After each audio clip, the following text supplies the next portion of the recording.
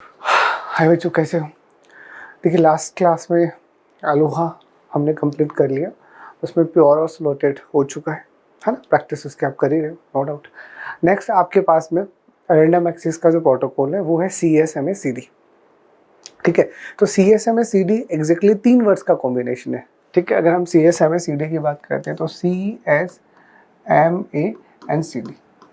तो this is carrier senses, multiple access and collision detection. तो ये 3 अलग अलग टर्म्स है ना, जिनको हमें यहाँ पे पढ़ना है। तो देखिए, CSMA अपने आप में एक टेक्निक है। अगर हम CSMA की बात करें तो CSMA का मतलब कैरियर सेंस मल्टीपल एक्सेस। जैसे हमने प्रीवियस क्लास में देखा कि जब भी कोई भी मल्टीपल डिवाइसेस एक मीडिया पे किसी भी मैसेज को सेंड करना चाहें तो कॉलिजन से बचने के लिए वो क्या करते हैं, वो चेक करते हैं कि आपका चैनल आइडियल है या बीसी है। तो अलोहा में हमने क्या किया था, अलोहा में सिंपल सा, जैसे ही हमारे पास मैसेज आया हमने भेज दिया। हमने कोई चेक वे कोई वेट किया ही नहीं, है ना। और फिर कॉलिजन हुआ, उस केस में फिर बैक ऑफ का यूज़ करके रैंडम अमाउंट ऑफ टाइम से हमने उसको रिजनरेट कर दिया। पर उसमें दिक्कत क्या आ रही थी, उसमें दिक्कत ये आ रही थी कि आप बिना चेक किए आप अपना मैसेज ट्रांसमिट कर रहे हो, जिसकी वजह से वहाँ कॉलिजन ज़्यादा हो रहा था। इसीलिए वहाँ पे एफिशिएंसी अच्छी नहीं आ रही। देखा था ना एफिशिएंसी, कि अगर हम प्योर की बात करें तो प्योर के अंदर जो एफिशिएंसी थे अप्रॉक्सीमेटली 18% था, और स्लॉटेड के अंदर वो डबल होकर 36% हो गया था। ठीक है, तो उसमें भी कॉलिजन्स ज़्यादा थे। अब हमें क्या करना है, कॉलिजन्स को कम करना है। तो क्या करें? तो कॉलिजन्स को कम करने का बढ़िया तरीका क्या है, सेंस करना। कि आप क्या करो, जब भी आप किसी मैसेज को ट्रांसमिट कर रहे हो, ट्रांसमिट करने से पहले जो भी आपका कैरियर है, कैरियर सेंस है ना, तो कैरियर बोले तो आपका पाथ। ठीक है, आप चेक कर लो क्या आपका पाथ, आपका मीडियम आइडियल है या बिजी है। अगर वो आइडियल है तो आप अपने मैसेज को भेज दो, अगर बिजी है तो वेट करो। सिंपल सा कॉन्सेप्ट है ना। तो बिजी है तो आप भेजेंगे ही नहीं, आइडियल होगा तो ही मैसेज भेजेंगे। That is called carrier sense, है ना।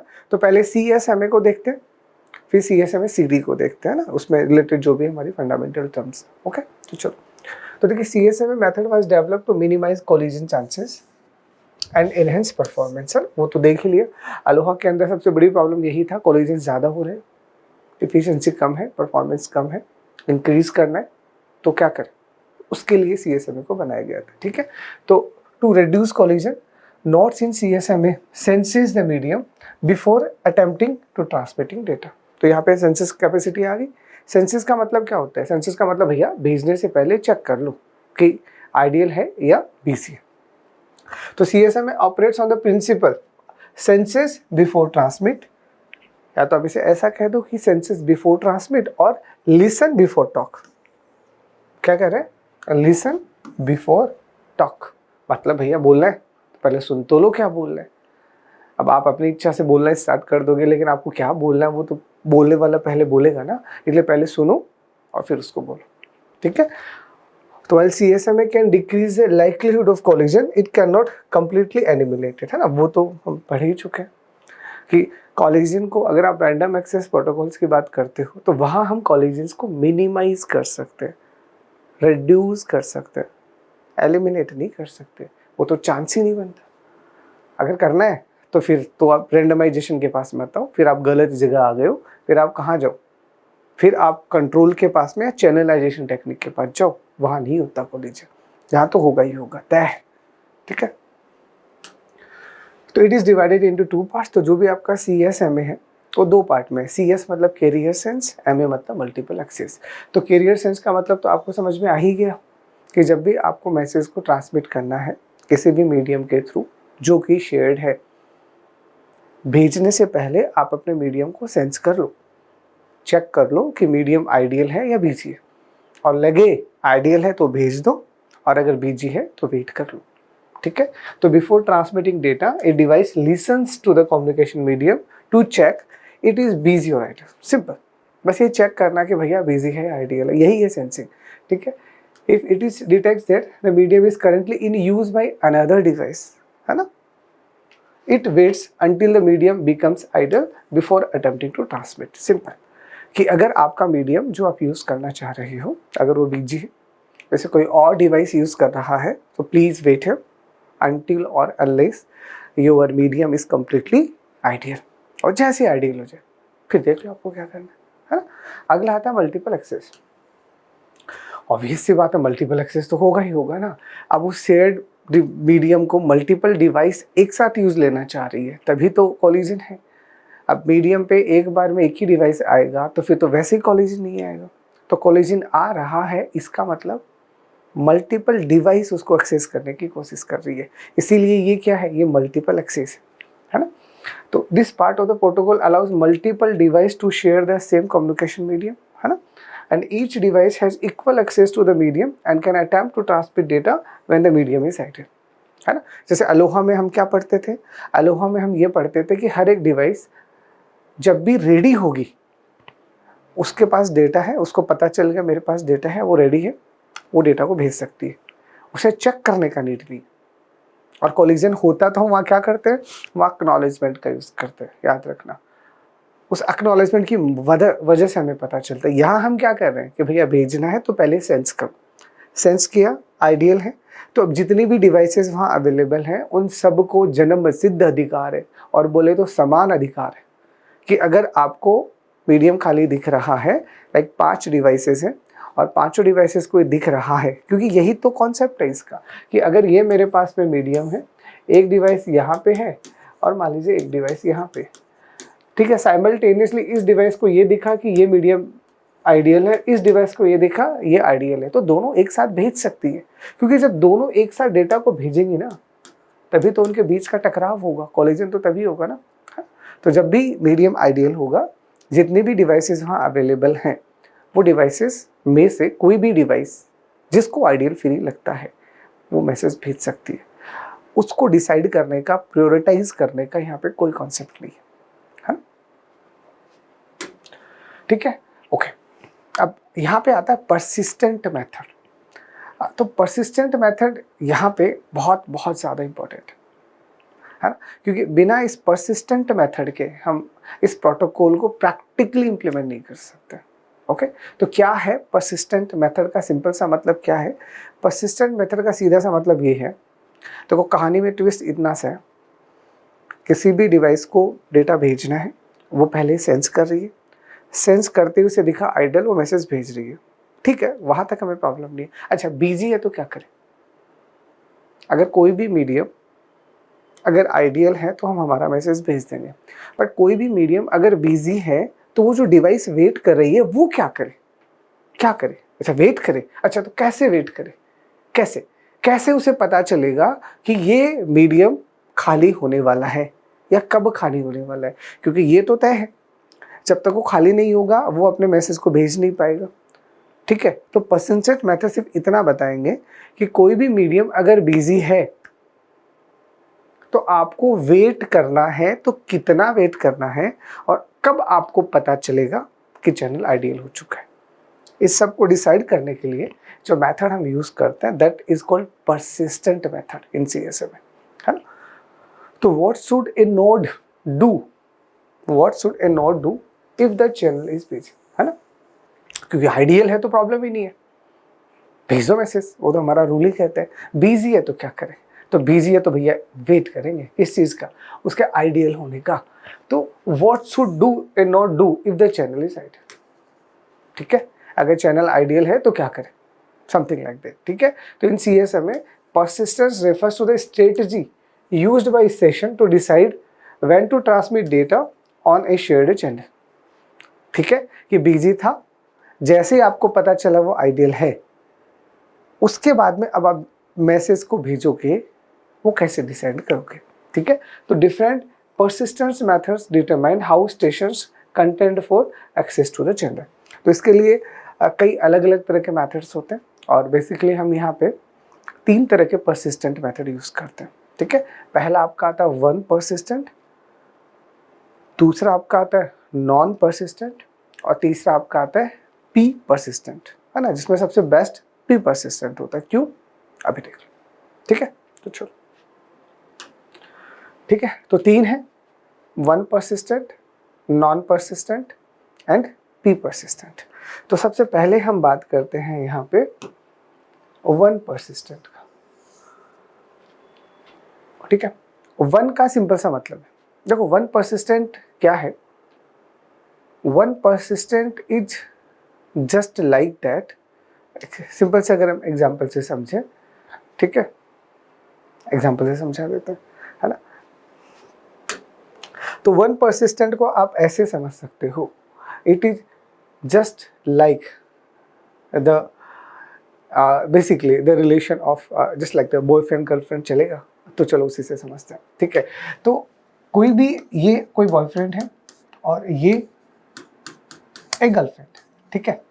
तो सिंपल सा सिनेरियो कुछ ऐसा सा मान के चलो कि इस गर्लफ्रेंड ने बॉयफ्रेंड को बोला कि हम आपको एक चिट्ठी भेजेंगे कुछ लिख के, जो हम आपसे इजहार करना चाह रहे हैं, ठीक है।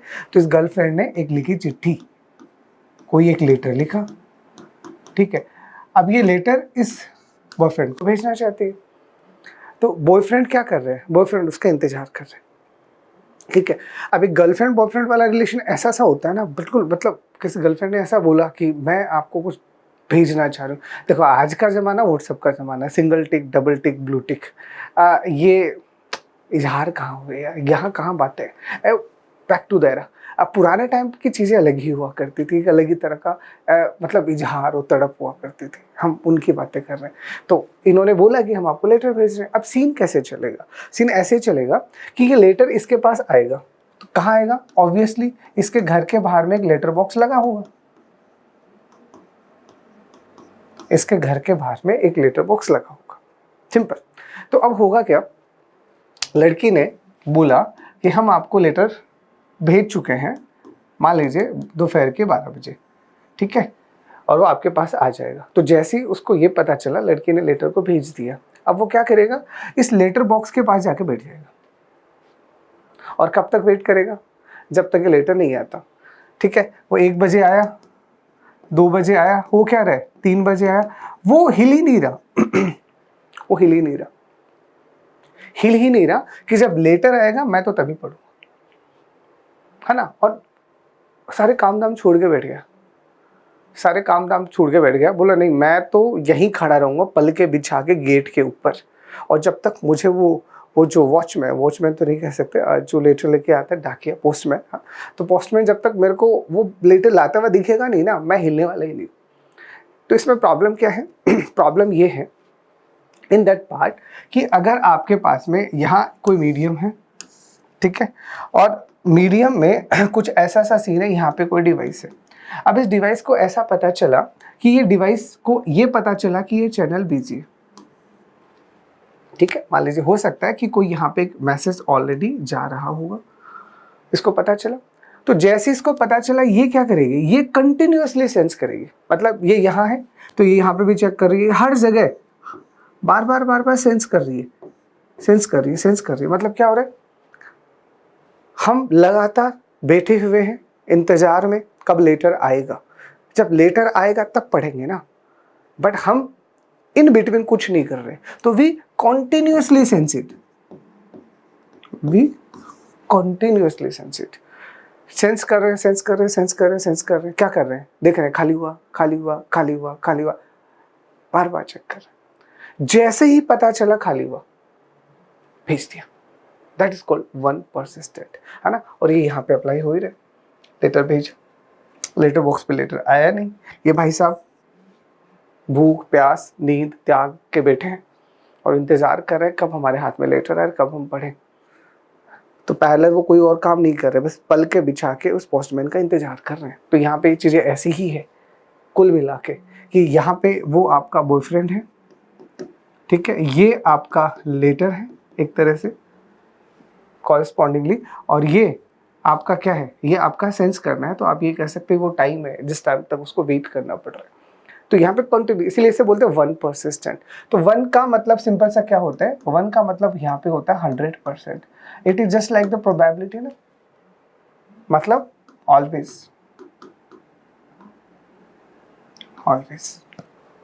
ठीक है। तो वन परसिस्टेंट का सीधा सा मतलब हुआ कि जो भी डिवाइस चैनल को सेंस कर रही है वो कंटिन्यूअसली सेंस कर रही है, वो बीच में इसको छोड़ के जाने वाली नहीं है, वो यहीं की यहीं बैठी बैठी वेट कर रही है, ठीक है। और जैसे ही उसको पता चला चैनल आइडियल हुआ, देन वो मैसेज को ट्रांसमिट करेगी। This is called one persistent. Clear? चलो, ठीक है। तो in one persistent CSMA is stationers continuously monitors the shared channel. तो अब समझ में आया क्या वर्ड यूज कर रहे हैं हम यहाँ पे, कंटिन्यूअसली।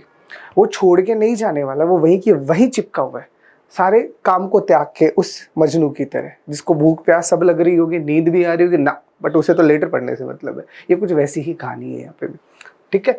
और when it wants to transmit data and channel is busy, it waits until the channel becomes idle. Simple. किसी को मैसेज भेजना है तो भैया पहले चेक करो, आइडियल होगा तभी तो भेज पाओगे, ठीक है। Once idle, it transmit its data with probability 1। है, वन परसिस्टेंट में 1 का मतलब होता है प्रोबेबिलिटी में बोले तो 100%, यानी ऑलवेज। जैसे ही आइडियल दिखा वो मैसेज भेजेगा भेजेगा, अब कोई का बाप नहीं रोक सकता उसे, ठीक है। और if the channel is still busy after a short wait, the station continuously to monitor until it becomes ideal again. इंतजार पे इंतजार, होगा होगा होगा, कंटिन्यूअसली होगा। फंडा सीधा सा भैया, आइडियल है तो भेजेंगे, नहीं तो इंतजार ही करेंगे, इंतजार करते करते हम मर जाएंगे, आप ये कह सकते हो, लेकिन भेजेंगे तभी जब आइडियल होगा, ठीक है। तो this method has the highest chance of collision because 2 or more knots may find the line ideal and send their frames immediately। यहाँ पे कॉलिजन के चांस सबसे ज़्यादा होते हैं, क्योंकि आप अकेले तो मजनू हो नहीं, है ना, जिसके गर्लफ्रेंड ने लेटर भेजा है, और भी तो हो सकते हैं, है ना। तो यहाँ पे तो ये तो सीधी सी बात है, जो अभी मैंने आपको समझाया था कि ये आपका मीडियम है, ठीक है। यहाँ पे जैसे आप वेट कर रहे हो वैसी कोई और डिवाइस भी तो होगी जो वेट कर रही है, ठीक है।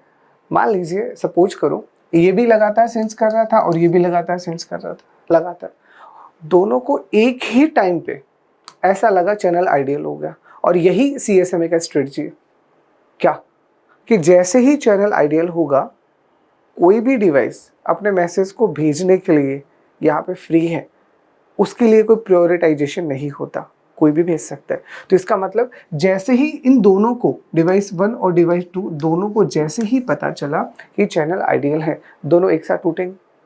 और जैसे ही दोनों एक साथ टूटेंगे, एक ही चैनल पे 2 मैसेज आके होंगे। इसीलिए 1 परसिस्टेंट में कॉलिजन सबसे ज़्यादा होता है, इसमें तो कहीं को डाउट ही नहीं। Done? Okay, and this is your diagram. उम्मीद करता हूँ समझ में आ गया होगा कि ये आपका सिंपल सा बिजी है। यहाँ पे कोई डिवाइस है, वो कंटिन्यूअसली सेंस कर रही है, continuously wait wait wait wait wait wait wait wait wait, जैसे उसे दिखा आइडियल है, अब वो अपने मैसेज को भेज देगी। तो यहाँ पे लगातार सेंसिंग होती है। दूसरा आता है नॉन परसिस्टेंस, है ना।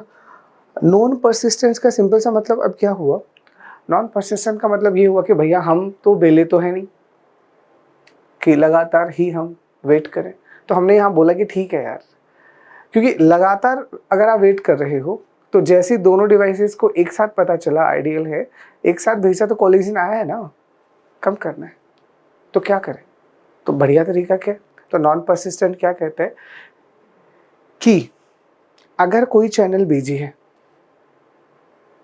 तो आप सेंस करोगे, नो डाउट, बट कैसे, क्या कॉन्टिन्यूअसली सेंस करोगे। तो ये कहता है नहीं, कॉन्टिन्यूअसली सेंस मत करना, क्योंकि कॉन्टिन्यूअसली सेंस करोगे तो जैसे आइडियल मिलेगा आप करोगे, ठीक है। तो अब उसी मजनू की कहानी हम बदल देते हैं। अब वो थोड़ा सा स्मार्ट बच्चा है, वो बिल्कुल इन चक्कर में ज़्यादा वादा नहीं पड़ता, बोले ठीक है भेजा तो पढ़ लेंगे यार, क्या खास फर्क पड़ता है।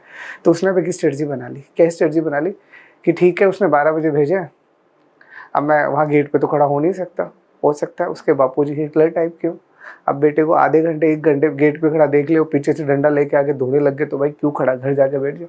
वो तो जिद्दी था, वो तो मार मार खा के भी नहीं ले वाला था, वो 1 परसिस्टेंट वाला तो है ही है सर। ये थोड़ा सा स्मार्ट बच्चा है, इसको लगा कि यहाँ घर पे बापू है, शक हो जाएगा अगर मैं ज़्यादा देर खड़ा रहूँगा। तो उसने एक प्लान बनाया, क्या बोले काम करते हैं, लेटर तो चेक करना है बट कंटिन्यूसली नहीं करेंगे। तो कैसे, बोले काम करते हैं हर 2-2 घंटे के बाद जाके चेक कर लेते हैं, हर 2 घंटे के बाद जाके चेक कर लेते हैं। तो वो पहले अभी गया, लेटर बॉक्स को देखा लेटर नहीं आया, वो गया अब वो 2 घंटे बाद दोबारा आके चेक करेगा। It means between these times वो क्या कर सकता है, वो और भी टास्क परफॉर्म कर सकता है, एडिशनल टास्क परफॉर्म कर सकता है। ये यहाँ पे प्रॉफिट होता है। इसलिए नॉन परसिस्टेंट में जो भी चैनल होता है वो कंटिन्यूसली सेंस नहीं करता, वो एक रैंडम अमाउंट ऑफ टाइम तक वेट करता है और फिर करता है। ठीक है, रैंडम अमाउंट ऑफ टाइम, जैसे मैंने अभी उस मजनू की कहानी में 2 घंटे लिए, वो रैंडम है। मतलब पहली बार अगर 2 घंटे हैं तो ऐसा कोई जरूरी नहीं अगली बार भी 2 घंटे लेगा, ऐसा नहीं है, वो रैंडम है। हो सकता है अभी उसने 2 घंटे देखे, अगली बार आधे घंटे बाद ही देख लें, उसके अगली बार हो सकता है 1 घंटे बाद देख लें। तो इसकी वजह से हमें फ़ायदा क्या हुआ कि वो रैंडम अमाउंट ऑफ टाइम का अगर वेट कर रहे हैं तो पहली वाली डिवाइस और दूसरी वाली डिवाइस दोनों ही रैंडम है। तो पहली वाली डिवाइस को जब आइडियल दिखा, उस वक्त क्या गारंटी है दूसरा वाला वही हो सकता है वो अपना किसी दूसरे काम में बिजी हो, तो कोलिजन के चांसेस कम हो गए। इसलिए नॉन परसिस्टेंट वाला compare to the one persistent ज़्यादा इफेक्टिव होता है। ठीक है, तो non persistent CSMA station checks the channel only when it wants to transmit data, है ना, वो तो है ही, इसको डेटा भेजना है तभी करेगा।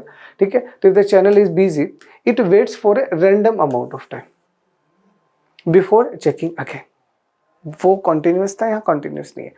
यहाँ पे एक रैंडम अमाउंट अलॉट हुआ, उसने सेंस किया, फिर अगली बार फिर उस रैंडम अमाउंट ऑफ टाइम को जाएगा, तो ये बीच बीच में चेक करता रहेगा और बाकी अपना काम करता रहेगा। It is something like that. ठीक है, this channel is ideal, it transmit is data and this method reduce the chance of collisions compare to the one persistent CSMA but may introduce additional latency. Collision तो बढ़ा दिया but wait भी तो कर रहे हो, तो उस वेट की वजह से एडिशनल लेटेंसी यहाँ पे आ जाएगी, एडिशनल डिले आ जाएगा, वो तो आएगा ही आएगा, है ना। अब हर चीज़ में परफेक्शन थोड़ी ही आता है ना, तो दैट इज योर एग्जाम्पल। ठीक है, जैसे उसने सेंस किया, अब ये कंटिन्यूसली सेंस नहीं, क्योंकि कंटिन्यूसली होता तो इस तरह से होता। तो इसने सेंस किया, फिर रैंडम अमाउंट ऑफ टाइम तक वेट किया, फिर इसने सेंस किया, फिर रैंडम अमाउंट ऑफ टाइम तक वेट किया, फिर सेंस किया, आइडियल मिला, यहाँ पे आइडियल मिला, अभी अपना मैसेज भेज देगा। That's the meaning of non persistent. देखो डाउट अब भी, बन जाओ मजनू तुम भी, एक पहले वाला और एक दूसरे वाला, देख लो तुम्हें कौन सा वाला अच्छा लगे। ठीक है, डन। तीसरा आपके पास आता है पी परसिस्टेंट। तो P persistent is more effective compare to remaining जो अभी गई है, like one persistent and non persistent. तो exactly P persistent is the combination of advantage of one persistent and non persistent. तो वन परसिस्टेंट और non persistence की हमने advantage को मिक्स कर दिया, एडवांटेज को मिक्स कर दिया और उसके बाद एक नया टेक्निक बनाया जिसे हमने बोला पी परसिस्टेंट। ठीक है, अभी पी परसिस्टेंट एग्जैक्टली क्या है, पी क्या है यहाँ पे, तो पी का मतलब है प्रोबेबिलिटी, है ना, पी का मतलब होता है प्रोबेबिलिटी। तो यहाँ पे क्या होगा, यहाँ पे एग्जैक्टली जो मैनेजर है जो आपको टाइम अलोकेट कर रहा था वो आपको पहले से एक प्रोबेबिलिटी देगा, पहले से एक प्रोबेबिलिटी देगा। जैसे फॉर एग्जांपल आप सेंस कर रहे हो और आपको एक प्रोबेबिलिटी दी गई है, मान लीजिए 0.3, है ना। 0.3 का मतलब आप प्रोबेबिलिटी में समझ सकते हो 30%। ठीक है, उसके बाद में हो सकता है दूसरी एक और प्रोबेबिलिटी मिली हुई है, फॉर एग्जांपल वो मिला हुआ है 0.5 विच इज रफली 50%। तो पहला यहाँ पे शुरुआत कैसे होगी, यहाँ पे शुरुआत होती है वन परसिस्टेंट की तरह, शुरुआत होती है वन परसिस्टेंट की तरह कि हम कंटिन्यूसली सेंस करें रैंडम अमाउंट ऑफ टाइम तक, हम पहले शुरुआत करेंगे कंटिन्यूसली सेंस करने से। तो यहाँ पे कंटिन्यूसली सेंसिंग का मतलब पहले लग गया वन परसिस्टेंट। ठीक है, जैसे ही उसके बाद में उसको दिक्कत नजर आया, अब वो क्या कर रहे हैं, वो अपने लिए प्रोबेबिलिटी बना रहे हैं। प्रोबेबिलिटी के स्लॉट्स पहले से डिसाइडेड होंगे जो अलॉट किए जाते हैं। ठीक है, अब यहाँ पे इसका प्रोबेबिलिटी बना दिया मान लीजिए 0.3। ठीक है, अब इसके कॉरेस्पॉन्डिंगली जो टाइम आएगा, अगर वो टाइम इस वाली क्वांटिटी से, अब देखना, अगर वो टाइम इस वाली क्वांटिटी से छोटा या बराबर है तो एक डिसीजन लिया जाएगा, फॉर एग्जाम्पल वो तो टेक्निक होती है जो मेंटेन करने वाला होता है, बट पी परसिस्टेंस में पी क्या डिसाइड करता है, तो पी एक फिक्स वैल्यू होती है प्रोबेबिलिटी की जो ऑलरेडी डिसाइडेड होगी। जैसे फॉर एग्जाम्पल मैंने 0.3 डिसाइड कर दिया, ठीक है। अब यहाँ पे जो रैंडम अमाउंट ऑफ टाइम का वैल्यू निकल के आएगा, रैंडमली कुछ भी, मान लीजिए यहाँ 30% है, अब वो जो वैल्यू निकल के आया है वो वैल्यू 30% या 30% से कम है फॉर एग्जाम्पल, तो हम कहेंगे ठीक है भेज दो, भेज दो मतलब आइडियल है, नहीं तो ज्यादा है तो फिर से और वेट करवाओ।